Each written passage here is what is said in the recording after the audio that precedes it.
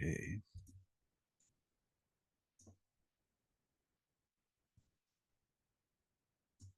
All right. Well, Hare Krishna. This is the sixth of 8 in the series here. So we'll get 2 more Saturdays after this, and we'll be completed. The title of this one is called "Dealing with the Weeds," and some of you may know what that probably already know what that means, but it'll be clearer as we go through the class today. So something that's really important, to our teachings, especially in this age of Kali, where people have no qualifications, and where Lord Chaitanya is trying and Nityananda are trying to give bhakti to everyone, is that it isn't necessary to be either pure or holy in order to take up bhakti. That one doesn't have to have any requirements whatsoever. Usually all of the other dharmas, you have to have a certain level of qualification, at least some level of self-control, various things you have to be able to have. But bhakti doesn't have that. And what happens basically is that bhakti takes care, it gives you the requirements. Like the analogy I could give you is like, sometimes people go to community colleges and they may not have all the high school education that is required for a college, but then they'll take remedial classes that bring them up to speed so they can take college level classes. They'll be admitted without the proper qualifications. And so in bhakti, this is especially in sadhana, there's these 2 characteristics, one that's called kleshagni, and the removal of all miseries. And then there's shubhada, which is beginning of all auspiciousness. And so here it says that this comes from the Bhakti Rasamrita Sindhu. And it says this kleshagni, this is the first topic is bhakti's ability to destroy all suffering. And it says suffering is threefold: sinful reaction, the seed of sin, and ignorance. So basically all of our negative qualities. First, we have negative things that happen to us because of our sinful reactions. Also, and also our personalities can be a reaction to our previous bad activities. And then there's the seed of sin, which means our inclinations towards bad activities and bad attitudes. And it says when we perform something, when we do a wrong action, you get a reaction from that, but also you get an enhanced inclination to do such things. And then the root thing is ignorance. Of when we are ignorant of our real situation, our real connection with Krishna, that allows for all those other things to occur. Both the seed of sin and the sinful reaction. So it says bhakti removes all of those things. It has the power to do it. So we can have have a lot of negativities in us. We can have inclinations for further negativities, and we can be covered over in ignorance, and we still can be eligible for bhakti. And then it not only removes negativities, but then here it mentions shubhada. And this is in Srimad Bhagavatam 5:18-12. All the demigods and their exalted qualities, such as religion, knowledge, and renunciation, become manifest in the body of one who has developed unalloyed devotion for the Supreme Personality of Godhead, Vasudeva. So then it brings in all kinds of good things, clears out all the negativities, and brings in all types of good things. The power bhakti has that capacity. So therefore, everybody is eligible. Okay. Now, I think, unfortunately, a lot of times in our Hare Krishna movement, we think that these things happen very quickly and automatically. And I think this causes us some issues in our culture that makes us get stuck. And so here we have from the Srimad Bhagavatam, from the 11th canto, 20th chapter, text 27 and 28, that give you an indication that maybe it doesn't happen so immediately. Right? So the verse says, having awakened faith in the narrations of my glories, being disgusted with all material activities, knowing that all sense gratification leads to misery, but still being unable to renounce all sense enjoyment, my devotee should remain happy. Interesting. And worship me with great faith and conviction. Even though he is sometimes engaged in sense enjoyment, my devotee knows that all sense gratification leads to a miserable result, and he sincerely repents such activity. So someone has taken up bhakti, but they're still struggling, right, with the sense gratification.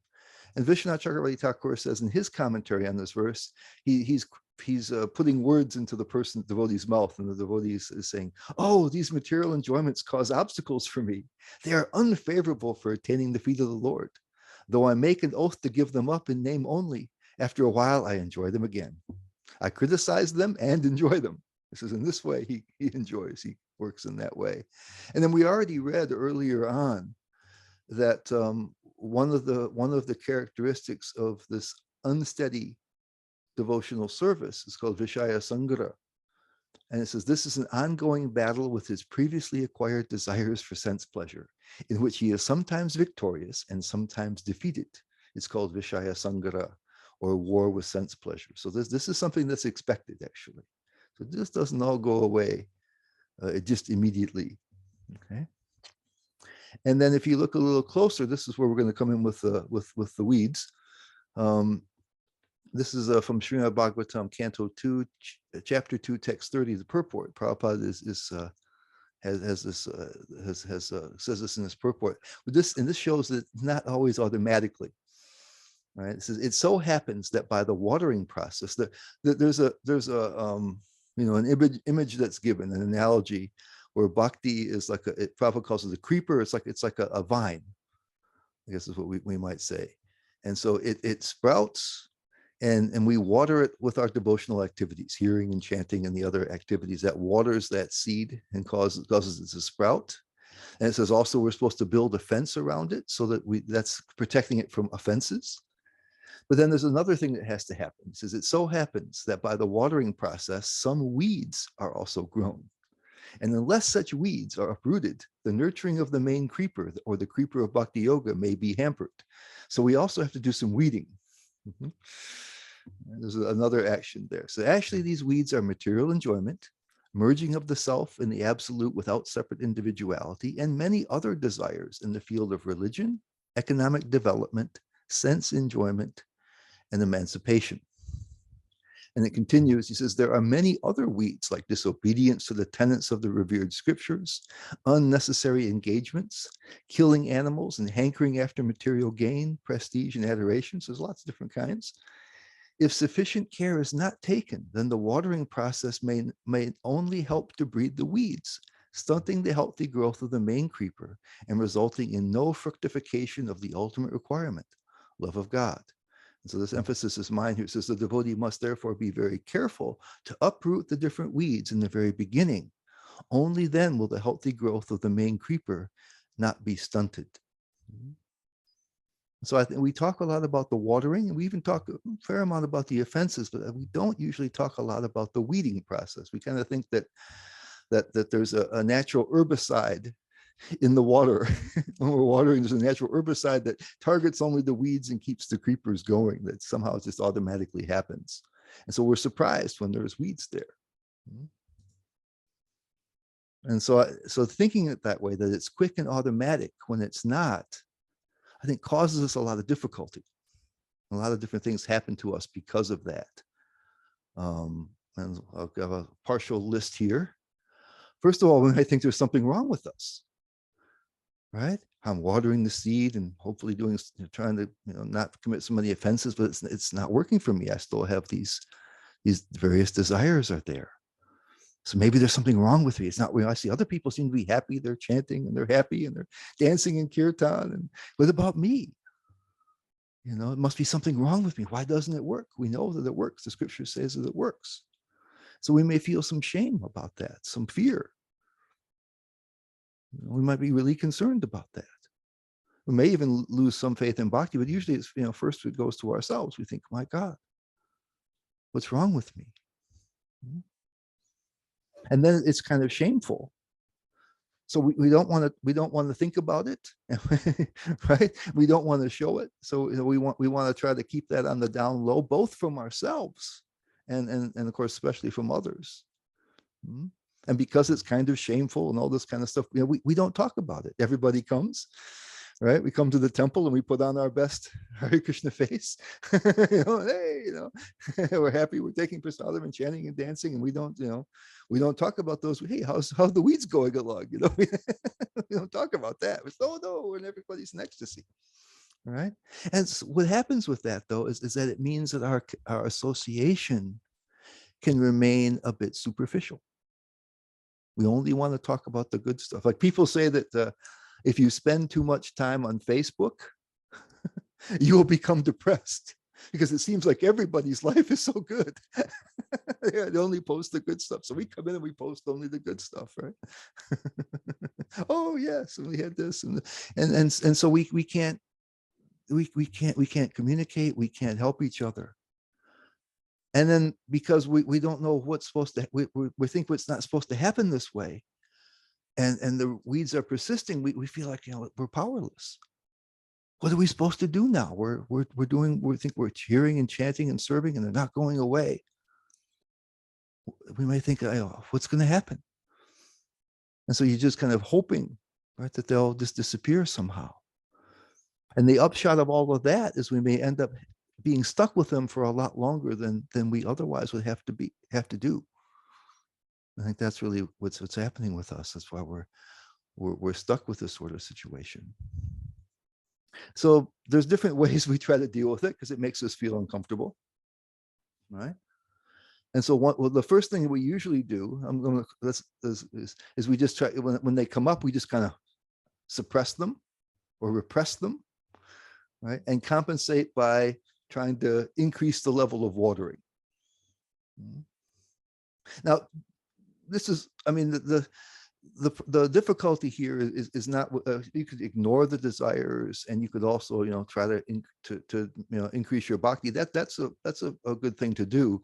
But in this case, what I'm talking about is that because you're afraid, because you're disturbed, because you have doubts about yourself, you kind of don't even want to acknowledge them. So you just quickly suppress them and try to, put them in a closet and don't pay any attention to them. We don't want to acknowledge them. This is a lack of authenticity there. And then there's sometimes an overcompensation, right? If you can, because in wanting to increase your devotional service is always good, but if this is coming more out of fear, I need to go, if I just do this, maybe they'll go away. Then it's kind of a hyper enthusiasm or a non-authentic type of enthusiasm. Usually isn't so sustainable. There's some lack of openness, honesty. It actually causes more trouble than it helps, because the weeds don't go away, and what you're trying to do to you're trying to say, this isn't me, I'm pushing them away, I'm blocking them away and hope they won't be there, instead of addressing them. And then I'm not increasing my bhakti out of a desire to connect deeply with Krishna, but to try to get over this fear of these things that are there. So it's not exactly done in a way that's really useful that way. And then there's a bunch of other, now there are of course different types of these weeds that pop up. Sometimes you just have, if you have material desires or attachments, they just may be idle thoughts pop into your head, and those you can just let pop out again. We all have different thoughts that pop in and out. Those we don't really probably have to do anything with, we'll let them go by. But then there are other ones that are kind of a bit more deeply rooted, and they may need you to address them. They may or may not. Like my uncle, my maternal uncle, was a cigarette smoker for many years. He smoked a lot of cigarettes, and he wasn't a person who was very disciplined. And so I don't think he ever tried to quit, and he didn't want to. But even if he had tried, one would have thought he had not much chance of success because of his lack of discipline. He wouldn't have been a good candidate. But at one point, my mother, his sister, convinced him that the little cough he had was the beginning of severe lung disease. And so somehow immediately he associated it with death, and he quit just like immediately. He threw his cigarettes in the trash and he never smoked again. right? So sometimes we have things that seem like a strong attachment, but it can be counteracted, somewhat easily. So you may engage with it and decide that no, this really isn't helpful. It might not be so deeply rooted. And then we have other ones that are called karmashayans, that Prabhupada calls the deeply rooted desires. Or Vishwanath Chakravarti Thakur says, he says, they're impressions of karma on our false ego. So they're really, really deep. And so these generally aren't just going to go away. In fact, Prahlad Maharaj, he prays to Nrsingadev to use his thunderbolt-like claws and teeth to rip them out of his heart. And so some of these may take a bit more engagement, and there may be some pulling there required. So different types of desires can be dealt with in different ways, depending on the kind of deeply rootedness. Other things we may try to do in order to make ourselves feel a little more comfortable, and not that we're failing or there's something defective about us, is we one that's not so bad, we may lower our aspirations a bit. We have the potential, right, to go all the way to Krishna Prema. We hope that one day we can do that. But if we feel that maybe there's something wrong with us a bit, maybe we just lower those expectations. We see a lot of other people are kind of in a similar boat to us, and so then maybe we don't feel so bad if we're struggling a little bit, And so this isn't terribly unhealthy, but but we really think that we have a chance to advance, everybody. So it's a little bit, not the best thing, but it's not really unhealthy. It's terribly. You're just saying, maybe later we can do better than this. The other thing that can happen a little more serious is we can really kind of lose faith in that objective altogether in some ways, and think that this is somehow people were dreaming about this. Because there is a little bit of shame in lowering the expectations. And so if you attack the goal, then you can feel perfectly good about yourself. Oh, nobody could do this anyway. This was all a fantasy. So that can happen that way. And then the other thing you can do is you can try to, so now you're having difficulty getting rid of the weeds. You're having difficulty you're struggling in these various ways. So you can compensate, like I'm calling it hyper faith, where like you either super identify with Srila Prabhupada or your guru, or you have super faith in the scriptures. Now, all these things are good. Faith in the scriptures are good. Faith in your guru are good. Faith in Srila Prabhupada are good. But this is hyper faith, meaning that by simply worshiping them, you're no longer, that you're identifying with them almost. And so now you don't have to deal with your own problems. Because I'm the best worshiper or the most faithful follower of Prabhupada, even though you're struggling, right? Or I have the most faith in the scriptures. And then it doesn't matter if I have any defects. Right? You're hiding from that again by compensating in an unhealthy way. Right? And so sometimes you'll be like want to be the greatest follower of Prabhupada, or you have faith in every single word and of the Shastra, and you're, that's kind of, and if you have genuine faith in these things, it will help you, of course, to get rid of the weeds. But if it's a compensation, again, you're feeling bad about yourself and you want to fix it, you can become like that. You can almost identify with, it's called submergence. You almost identify with because my guru is pure, Prabhupada was pure. As long as I worship them, then I'm somehow pure also, even if you're not. The other thing you can do is find fault with a lot of other people. Bring them down below your level. Right? When we feel really badly about ourselves, we have a tendency then to want to become more secure by saying, oh, look, the other people are so much worse than I am. Okay. Also, you can substitute institutional advancement or some kind of recognition for spiritual growth. So if I move up the corporate ladder, or if people, appreciate me in various ways, I'm good at some things and I get some kind of recognition from people, even though in my heart, I know that I have trouble. I say, well, look, how could I get this position if I wasn't advancing? And how could people think so highly of me unless I'm advancing? So it's another way to, even though you know it's there, try to ignore the problem. And again, hope it's just going to go away. And then you might, another thing you might do is try to find something you are really good at. And it may not be something super important. I mean, maybe you'll be somebody who fasts, does nirjal every time in the Kaddishi and stays up all night. You're having trouble, maybe chanting your rounds and all these other things, but that one you're doing, or you're doing some, maybe you learn Sanskrit, or you do something, right? That distinguishes you from other people. And again, you kind of rest on that. Then there can be like, you have this delusions of self-importance that, well, you actually should be a leader. You should be this, actually how things should happen.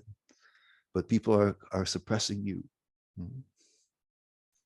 Or another thing, you can, somehow, again, you blame others or circumstances for your inability to do anything, and you want sympathy from others. Oh, I was mistreated here, this happened. Of course, sometimes things really do happen, but in this case, again, it's a way of making you feel better about being stuck in a certain circumstance. None of these things are being honest with yourself. There's a certain level of dishonesty towards yourself in all of these things. So I mean, it's fine to learn Sanskrit or to fast on the Kaddishi or master something and become a good kirtan singer. It's okay to do something that gives you recognition if you're genuine. It's okay to move up the corporate ladder if you have qualifications to do that. It's all these things can be okay, but it's if it's done in a dishonest way. It's a compensation for this feeling of failure that you have, and then it won't be helpful. Okay, so when you do these things, you already had a problem. You had weeds. And now you've got another problem, and how you compensated for that. You just added another layer to the difficulty. So you're going to have to unwind that before you can get to the weeds. Right. So you're better just if you kept the weeds and we're good with it, instead of trying to find, do things in an inauthentic way to make you feel better about it, because the weeds are still there. Plus you've got these other things on top of it. So we have sometimes these things are happening to us and to others. And so what is the way that we can actually deal with the weeds? So I'm going to make some suggestions, what we can do that will be productive instead of ineffective or counterproductive, as in the case of these other things that we mentioned. And so the first thing is compassion, and particularly compassion towards ourselves. Because all other things came from a feeling of failure, feeling that there's something terribly wrong with me, and that's what caused the reactions that were unhealthy. Right. So the first thing is a certain level of compassion. Right. We're not failures, but we're going through something which is entirely expected. We already heard that. That bhakti is planted in a place where there's all these negativities. So they're expected. And we already heard the verses where, this is something that's recognized within it, that they persist for some time. And what we need to do is to take some action. So first of all, we have to try to realize, hey, I have these things. It's not that we love it, right? But it's natural. This is not something extraordinary. It doesn't mean that I'm a failure. It doesn't mean that there's something wrong with me. Right? It's as expected. This is what happens. They don't go away so quickly. And they may need, some of these are going to need me to actually address them. It's not going to be enough just to pour water on the seed, on the seed or on the creeper, but to actually do something. So first of all, we have to try to remove that. All right. And I got a couple of quotes here. He was a university professor. He's a priest, Henry Nouwen. He's Dutch, and he's kind of one of the founders of pastoral care in the Christian tradition. And I like his I like what he says here. I got a couple of quotes from him. It may be useful for us when we see ourselves and others. He says, through compassion, we also sense our hope for forgiveness in our friends' eyes and our hatred in their bitter mouths. When they kill, we know that we could have done it. When they give life, we know that we can do the same. And this is, for a compassionate man, nothing human is alien. No joy and no sorrow, no way of living and no way of dying. Because we know that we're all souls, little pieces of Krishna, and everything, all the other, material qualities, good and bad, are superimpositions on top of them. And everything that anybody is, that's a possibility given by Krishna, that we can be that negative or that positive. So nothing in one sense is shocking. We have that capacity to go to the deepest depths. And we talked previously how Krishna sends his devotees even to save the asuras, who are enemies of the Lord. Right? So Krishna sees in that way. He sees beyond all these things. So he says, we can't be surprised when somebody is like some extreme thing. We probably have been that way before. We could be that way in the future. In many of our different lives, people go through all these ups and downs. So it's not shocking even when somebody is quite terrible. And then he goes on, he says, thus the authority of compassion is the possibility of man to forgive his brother. This means also yourself, because forgiveness is only real for him who has discovered the weakness of his friends and the sins of his enemy in his own heart and is willing to call every human being his brother. So there's a certain ability to understand and forgive weaknesses both in ourselves and others, is that we have that possibility. And so in one sense, being able to have compassion for others or for yourself, you have to recognize your weaknesses. If I'm supposed to be perfect and other people are supposed to be perfect, then you can't have compassion there. So if we're suppressing everything, all of the weeds, we'll be very hard on ourselves and we'll be very hard on others. Our expectations will be so high. So one thing that happens when we acknowledge that we have these anarthas, when we acknowledge that we have weeds, and we can do it without condemning ourselves, means we can extend that also to others. And it's not that we want to keep them, obviously, but we realize they're expected. There's in the Shikshashtakam, there's that second and third verse. That's where you have the Anartha Nivritti takes place. As the Lord Chaitanya doesn't mention, that you have anarthas in that short 8-verse thing, unless it's important, unless it's expected, unless it's real. So in some ways, we have to be able to look at our imperfections. So it's not with, not with joy and not with wanting to hold on to them, but to be able to look at them and say that this happens. This is reality. And if I want to move beyond that, I have to be able to encounter them. If I'm afraid to look at them, if I want to suppress them and lock them in a closet, I can't interact with them. I can't heal them. I'll be stuck with them. So we have to be able to look at that without freaking out. Look ourselves in the mirror without freaking out, even if it's, kind of nasty sometimes. So the first thing is compassion, and particularly for ourselves. We will be judgmental. If we're judgmental of others, we'll be judgmental of ourselves. If we're judgmental of ourselves, we'll be judgmental of others. If we're compassionate to ourselves, we'll be compassionate to others. If we're compassionate to others, we'll be compassionate to ourselves. It's just a natural thing. They go together. So the other thing, I guess, maybe even that the compassion hopefully prepares us for the next thing, which is introspection, looking at them. We've put them in the closet and locked the door and hope that they'll go away while I try to pour more water on them and pretend I don't know they're there, and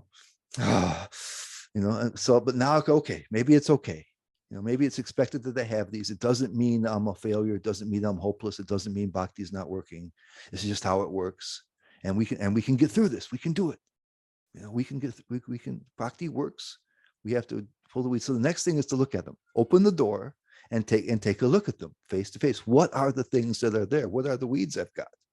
Because we're thinking, I'm going to close my eyes, I'm going to pour the water that somehow, selectively kills the weeds, But no, look at them, open your eyes and look at them. The compassion prepares you for the horror. And then you open your eyes and look. Okay, just take a peek, a quick peek first. Okay, all right.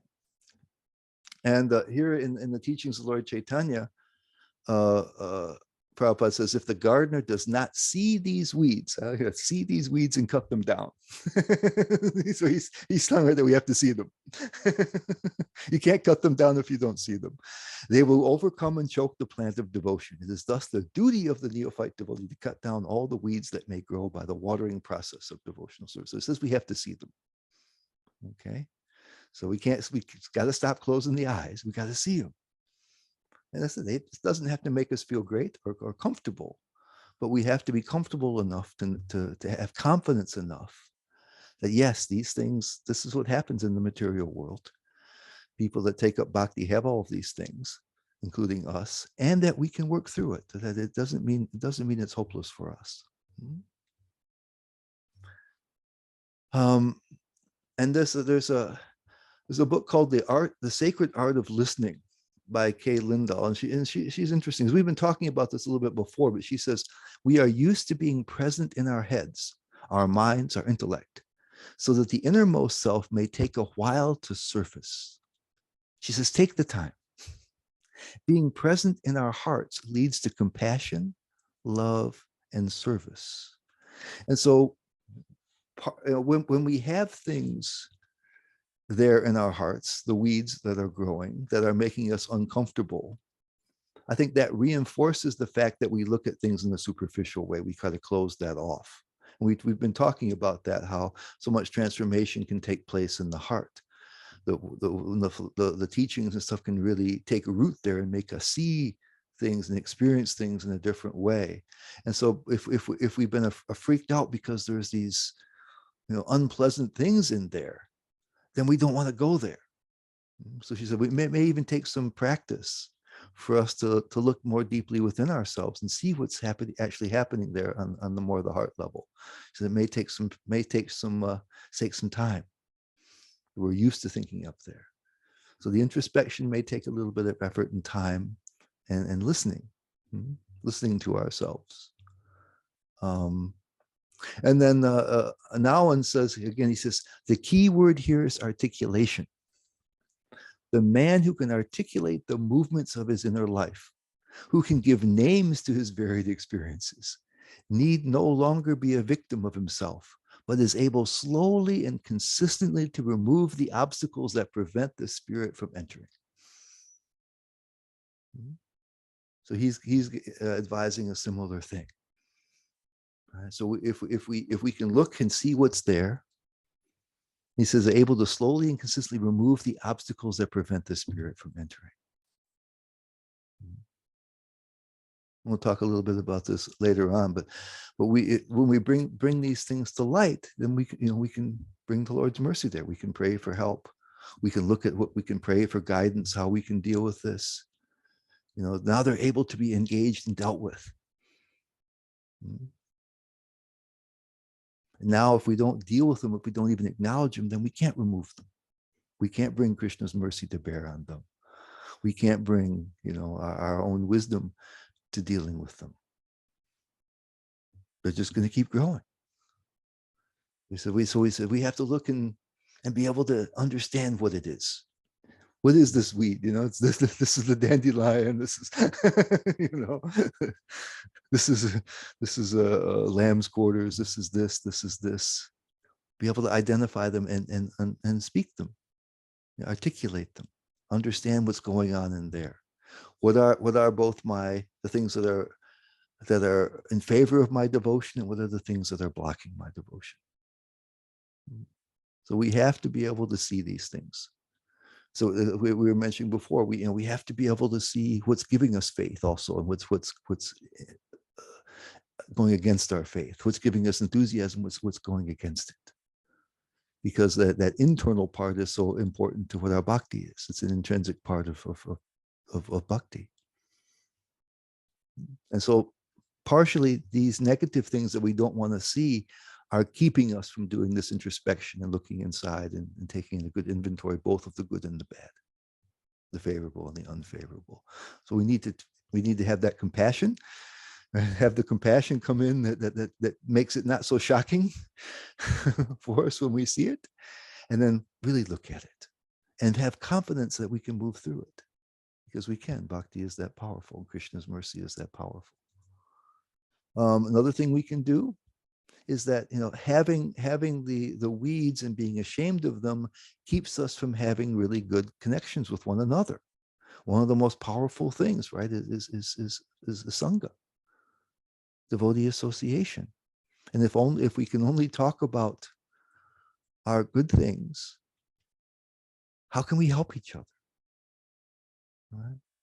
To me, I think we've had so many devotees over the period of time that even in the time of ISKCON, to speak of our whole spiritual tradition, but in ISKCON, we've had so many devotees go through and work through so many difficulties successfully, that there's a ton of wisdom there, but it's unconnected, it's uncompiled, it's inaccessible, because most people don't want to talk about it, because they weren't supposed to have those things in the first place. So if somehow people work through something, they go, oh God, thank God it's gone. I'll never tell anybody about that. But we actually have so much collective wisdom. Oh yeah, I had that. And this really was helpful. And if we were able to have that kind of compassion with ourselves and others, we could have those kind of conversations. Oh yeah, I had that. Somebody told me this, and somebody, we can be a resource to each other. But if we don't talk about it, we're all kind of suffering in silence. And so in that same book, The Sacred Art of Listening, she says, the premise of my work and the work of the Listening Center, she has this place where she teaches people how to listen, is that listening is a sacred act. There's something beyond technique when two or more people are deeply listening to each other. It is an awareness that not only are we present to each other, we are present to something that is spiritual, holy, and sacred. So this is, part of, Sangha is being able to reveal our mind in confidence, right? To be able to speak and have somebody listen. So one thing we can do is learn how to listen to ourselves, and then to others. We can be a real help to others if we can learn to listen. And she says something that's even more powerful here. She says, something quite wonderful occurs when we are listened to fully. We expand. Ideas come to life and grow. We remember who we are. Some speak of this force as a creative fountain within us that springs forth. Others call it the inner spirit, intelligence, true self. Whatever this force is called, it shrivels up when we are not listened to, and it thrives when we are.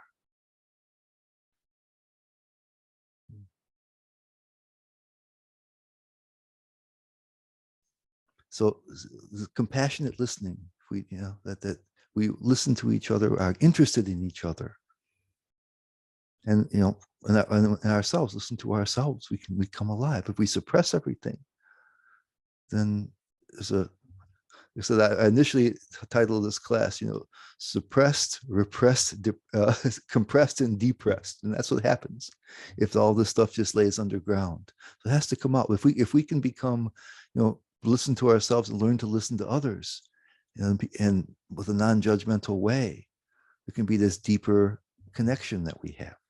And it becomes, she says, it's sacred in her experience. She's not even, she's a spiritual person, but not a devotee in particular.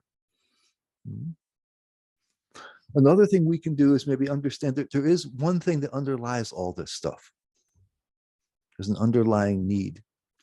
And Prabhupada mentions it in Bhagavad Gita, chapter 3, text 37 in his purport. He says, when a living entity comes in contact with the material creation, his eternal love for Krishna is transformed into lust, prema into kama, in association with the mode of passion. Or in other words, the sense of love of God becomes transformed into lust, as milk in contact with sour tamarind is transformed into yogurt. So I'm going to run with this a little bit here, because um, our real state, the state where we're meant to be in, is Krishna Prema. And it's a two-way street. That we feel love for Krishna, and we also feel Krishna's love for us. It's interesting when Lord Chaitanya, when it's described in the Chaitanya Charitamrita about Lord Chaitanya's reasons for appearing as Lord Chaitanya, taking the mood of Radharani, one thing was that he wanted to be able to see what Radharani sees in him, and he also wants to feel what it's like to be loved by him. Right? Because this is Krishna's whole existence is love. And so he wants not only to be loved, but he wants to love. And love is always, real love is a two-way street. Prema is a two-way street. Prabhupada talks about this reciprocation. And so when we're in the state of Krishna Prema, what will be our natural state, there's two things. We have this tremendous joy of loving Krishna. Right? And then we have this tremendous feeling of fulfillment by being loved by Krishna. It's so nurturing. Both of those things are so nurturing and enlivening and empowering and wonderful. Krishna's love and our love for Krishna, and Krishna's and love for us. And so when that state is not present, when we've turned inward, there's an emptiness instead of the fulfillment. And the joy is gone, because we're just looking for little temporary pleasures. So we don't have the same joy as when we love Krishna, and we don't have the fullness that comes from being loved. You know, being loved is this powerful. It's a powerful thing. It makes us come alive. And also loving makes us come alive. And so we're being cut off from both of those things, being loving Krishna and being loved by him. It causes this double debility. We're debilitated in two different ways. And so I think for us in particular, it's important for us to understand, because it's right now it's easier for us to understand that we're loved by Krishna. And Krishna is reaching out to us, so he's showing that already. We've talked about that many times.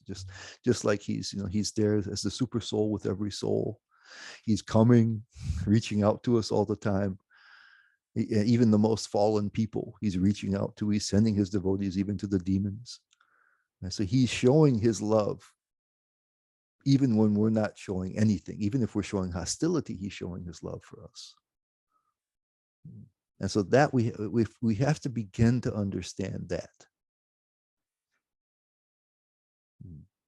We have to be able to begin to sense that a little bit. That this miracle, it's a miracle, because Krishna is so wonderful. We don't deserve it. We know that, but it's true. And that can't be denied. Not if we're sane. And so somehow or other, we have to be able to, that's why one of the things we can do is we can bring at least the understanding of Krishna's love to all the dark places in our hearts. We have all these emptinesses and all these lacks and all these difficulties and all these desires and things. Let that love begin to melt the hard heart. Right? That's one of the metaphors, right? Is that we have a hard heart, a heart made of iron. And so, Krishna's whole business, his whole business is to love and be loved. That's his whole world. That's what the spiritual world is. And we're invited. And I mean, we may make it a little bit better. So there's certain kind of mathematics in the spiritual world. Things are perfect and more perfect and most perfect. So our presence could make it even just a little tiny bit better, but it will benefit us a lot more than it benefits Krishna. our life will be upgraded so much more than Krishna's if we go there. And so he's reaching out for that for our benefit, not for his. Yeah, his spiritual world will be just a little, we'll add this little unique flavor that will help it just a little bit.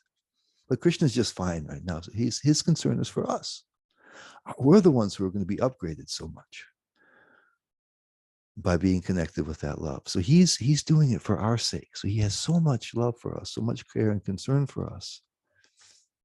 And so that can be a powerful understanding. If we can take that into our hearts, that it can attack all these things from the root. And it can be a source of our compassion for ourselves and others.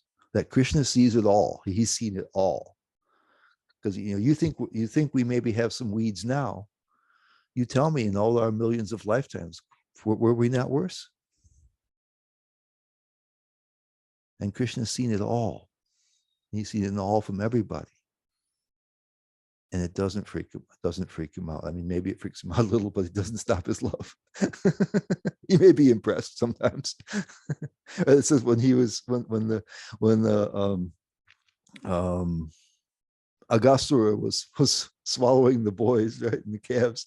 So Krishna was amazed at the material energy. So maybe he's amazed at some of our some of our weeds sometimes, but it didn't stop him from dealing with the situation. So I think in some ways we have to understand that there's a root cause to all the difficulties down there, and that the remedy is present. So that should also give us a greater ability to look at ourselves with compassion, to try to understand what it is, to listen to Krishna as the super soul, to give us also guidance, to be able to connect better with one another. And so much of this stuff, I think, really has the capacity not to be as big an obstacle as it has been for us so far. And if some more of us can get through this situation, we can be so much better situated to help others to do it. So anyway, I think is that all I had? Yeah, step by step. And this is a step-by-step process. Okay. That when I say surrender to Krishna's love, it means we have confidence enough in Krishna. We have confidence in Krishna that we'll be protected, that Krishna means it, that we can give up some level of control. We can give up some level of our isolation. We can become closer to him. The ego, the false ego, it's like we're trying to protect ourselves from all kinds of things. We need to be somebody. But if we're protected by Krishna, if we're loved by Krishna, if we're connected to Krishna, then we can give up some of that control. We can give up some of that fear. We can give up some of that need to be somebody. We don't need to be somebody if we're loved. We already are. But this always happens in stages. Because as soon as we make some level of surrender, the ego comes back and says, okay, we got it now. We're good. So that there's always another level. There's a continuing process of surrendering and giving ourselves to Krishna. One after, because we'll make some progress, and then the ego will come back and say, okay, now we got it now. Okay, everything's fine. Now we're deeper now. We're making advancement. Okay, great. And we have to go deeper again. Because there really is almost nothing about who we are that's going to go back to Godhead. Almost everything we know about ourselves are the externals: the body, the mind, the intelligence, and the ego. Soul is underneath.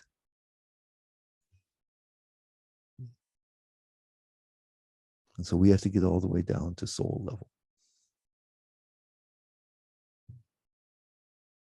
All right, I think there's one more thing. Like I said, there's one more thing that the one thing that we need to bring to the process of devotional service is authenticity.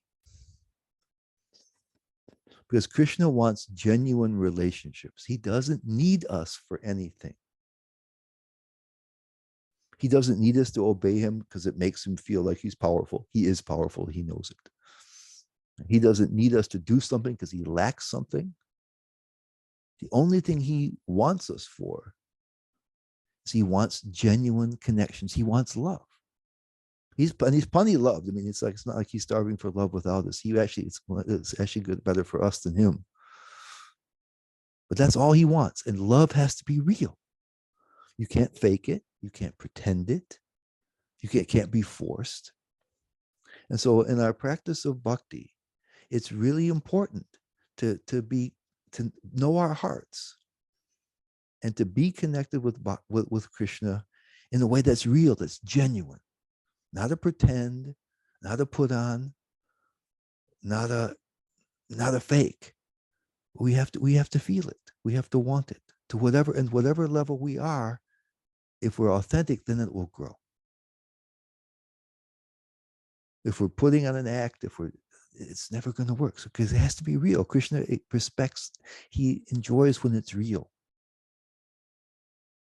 So we have a tendency, like I have this little discussion group. It's connected with a lot of devotees are doing this. There's the podcast, The Wisdom of the Sages, that Kaustubha and Raghunath are doing, that has a huge audience in the world. And so they have these little small discussion groups where people can meet one another and meet with devotees.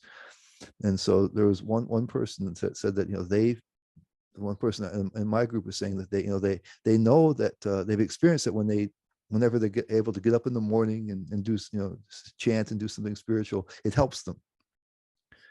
And so in that way, they're encouraged to try to do that more, and that's authentic, right? You're making an effort there to arrange that. But if you say you go to the temple, right, and like this person, he chants 1 round a day, okay, and so you go to the temple and you say, and they ask, oh, how many rounds are you chanting, right? And you'll say 1 round, and they're kind of, oh, that's nice. Well, maybe if you chanted 1 more a week, you could get more than that. And then if you come back then if you really try, you're not really feeling it, but you do, try to do 6, 7, 8 rounds, and you come back the next time and you say, oh, 8 rounds. Oh, that's so great. You're doing so people are putting expectations on you, and so your enthusiasm is coming from the outside, because people are going, oh, that's nice, the 1 round, and then they kind of disappear. I give you that bad feeling. That's not authentic inspiration. So Krishna wants it to be authentic, and you need it to be authentic. And you need to know how you feel. What is it that's making you want Krishna? What is it that's stopping you? And what can you do about that? We need to be real. That's what it means, to be real.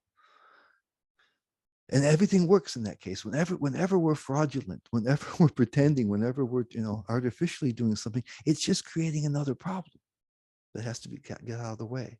So Krishna wants us to be real. He sees us. He sees all the way through us. He knows all the good and all the bad. But he needs us to be real. And that's the crucial thing about bhakti. It can't have a genuine connection if it's not real. All right. So anyway, we went a little longer. If there's comments, questions, complaints, I'm here.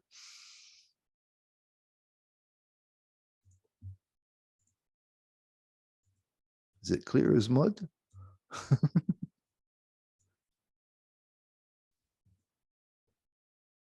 So Giri Govardhan, my modem is really misbehaving here. I'm on a phone. Am I broken up? No, I can hear you. Okay. Well, I really like this section of your presentation. I can't but think of AA. My family got involved with AA, and it dramatically turned their lives around. It dramatically turned my whole family's life around. And it's very structured, with the 12 steps. But even more than the 12 steps, they have 12 traditions that are really interesting. What's his Gopa's wife, Mula, got involved with AA as a devotee, and she was chanting 64 rounds for years. Mula Prakriti. So let me see if I. There are devotee run, 12-step programs around these days too. Yeah, I think that's a good idea because the movement doesn't have that structure. You know, you need a support group. You need. Yeah, what happened? Okay, there they are. The common. This is the 12 traditions. I mean, the 12. The 12 steps. So, yeah, so you have to admit you're powerless. That's how you have to start out. Then you have to understand that only God can get you out of this mess. And then you have to turn your will over to the Lord. All those things, that's not that's within our system. But what they have is a system of mentors. And it's like Shiksha gurus, or it's somebody you can go to, somebody you can confide in. And that's sorely missing, or it has been when I was around.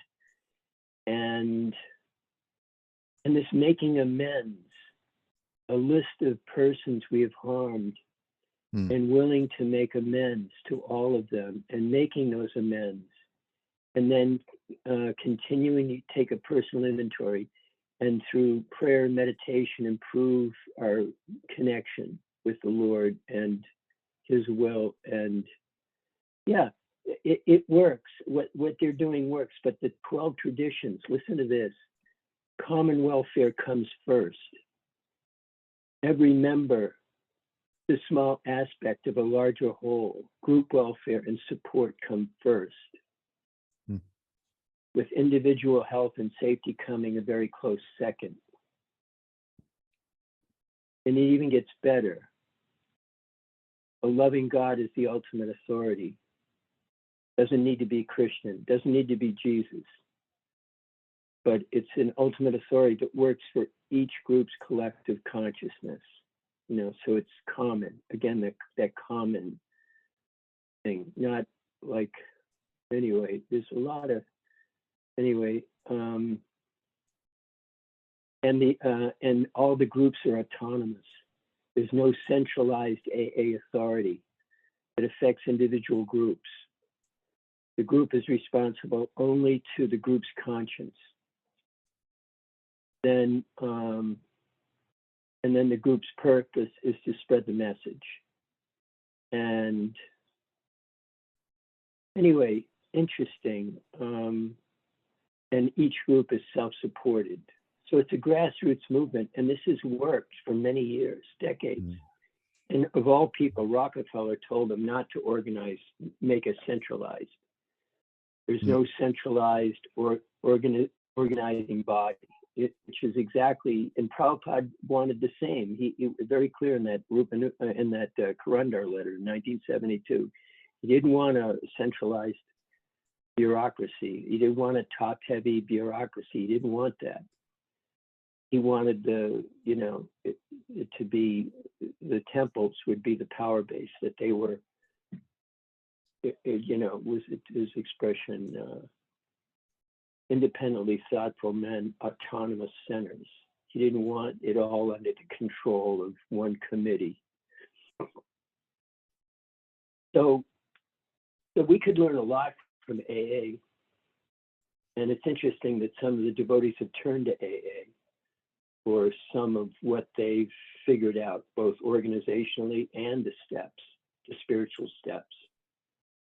And, I appreciated your talk today, and my modem dropped 3 times, but luckily you gave me the phone, phone number, so I was able to hear the whole thing. So anyway, I just wanted to,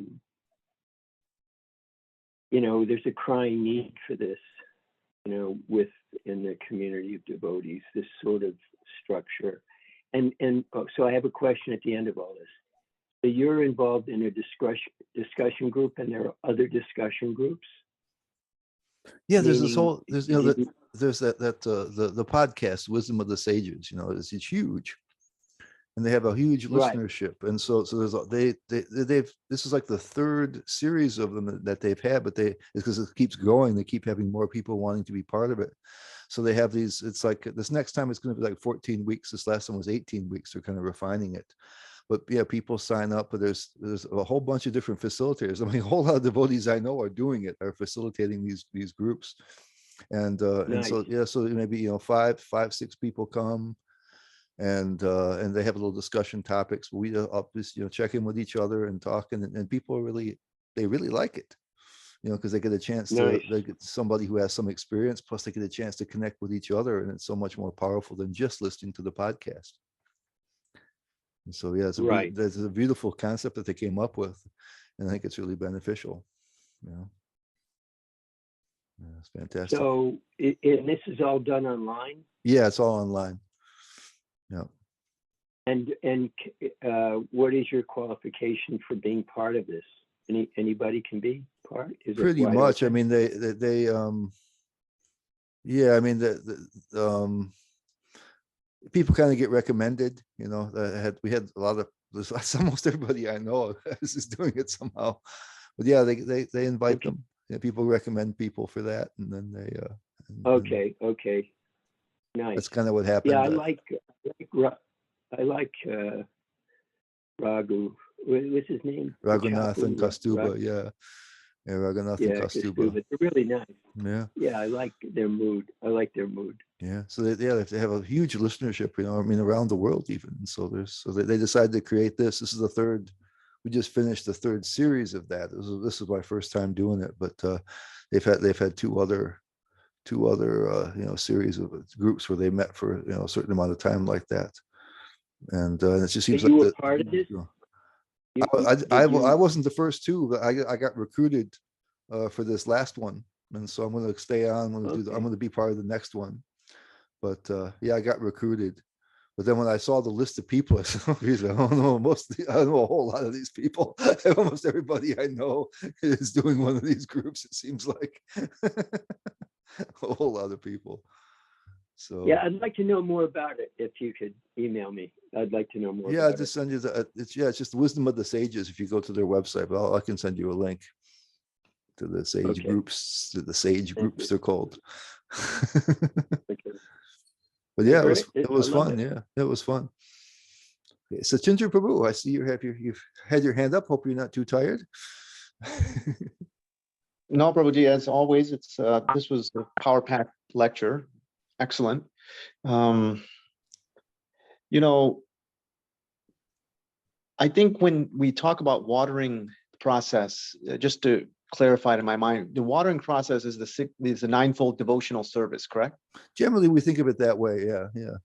Yeah. And so I think, the weeds, that they're always there, whether you're a devotee or not devotee, they've been there, as you're saying, in the seed form and so forth. And I think the watering process, correct me if I'm wrong, if bhakti should help us to recognize, whoa, that I do have this lust, this anger, this greed, and it helps you to look at them. Yeah. It helps you to see, whoa, I see them now. Before, if you're not a devotee, you're just kind of going through the routine of material things. You don't even know you have a problem or you have a weed. But the watering process of bhakti helps you to actually identify and come to terms with it. Whoa, this is not all rose bushes. There's a lot of, dandelions and these big weeds that are there. I didn't even see them before, correct? It should. But I think what often happens is when we see them, then we freak out. We think that's not supposed to be there.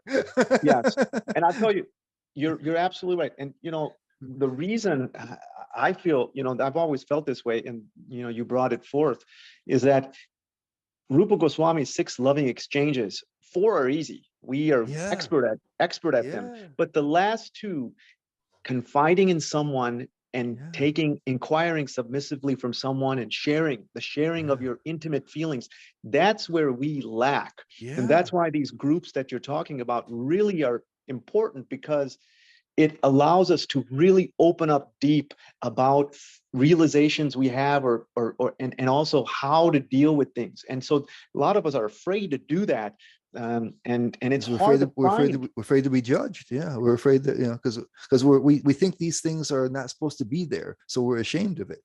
Ashamed of it, and Yeah. yeah, and what are people going to think? What am I Yeah. going to? Yeah, And because everybody is afraid, because the more judgmental we are of ourselves, the more judgmental of others, and other people are judgmental of themselves and others. So it's like, yeah, oh my God, I just, you'll be on Facebook, such and such is not a devotee.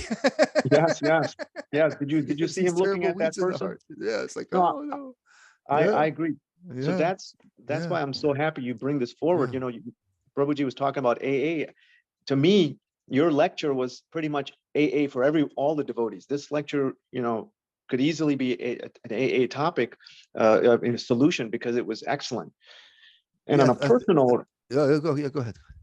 oh, sorry. And on a personal note, for me, what's helped me when I looked at these solutions that you had, these 4-step solutions, what really helped me growing up is that I didn't have too many friends growing up in Mm, US, coming mm, from India.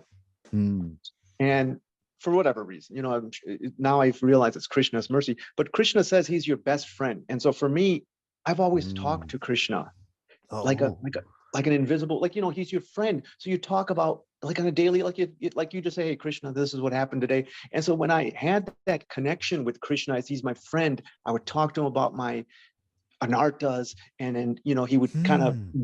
guide me through, not just words, but I mean, obviously not words, but through his actions, things that he's done.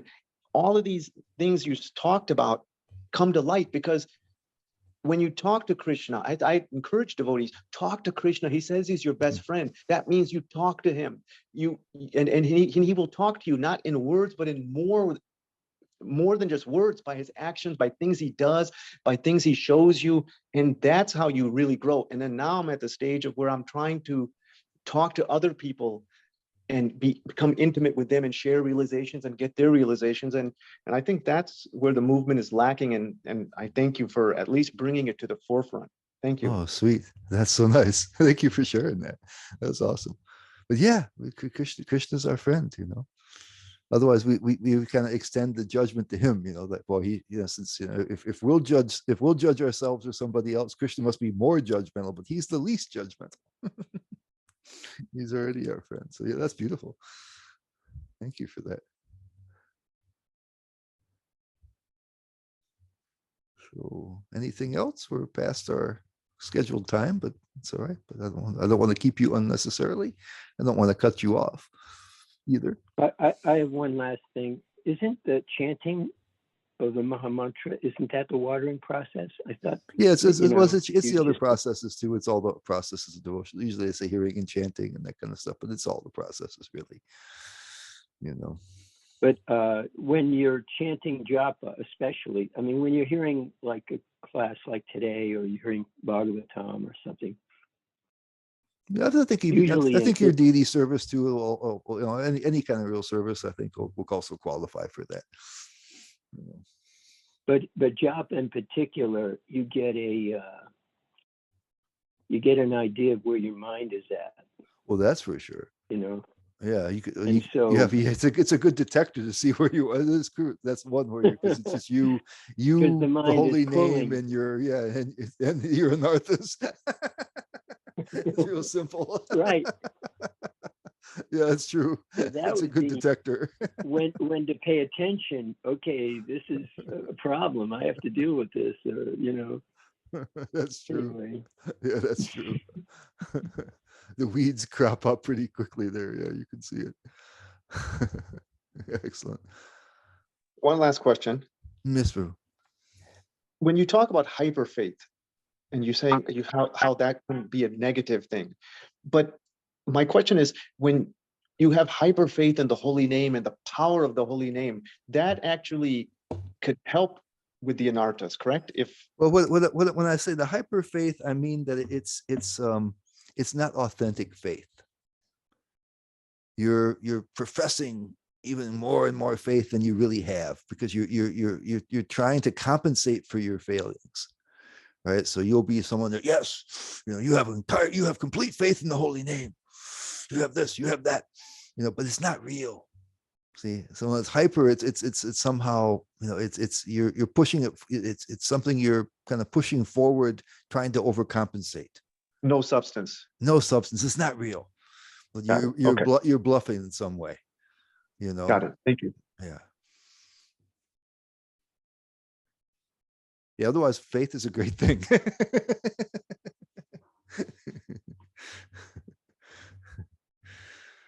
But yeah, sometimes it can be exaggerated and not authentic, and then it's not helpful.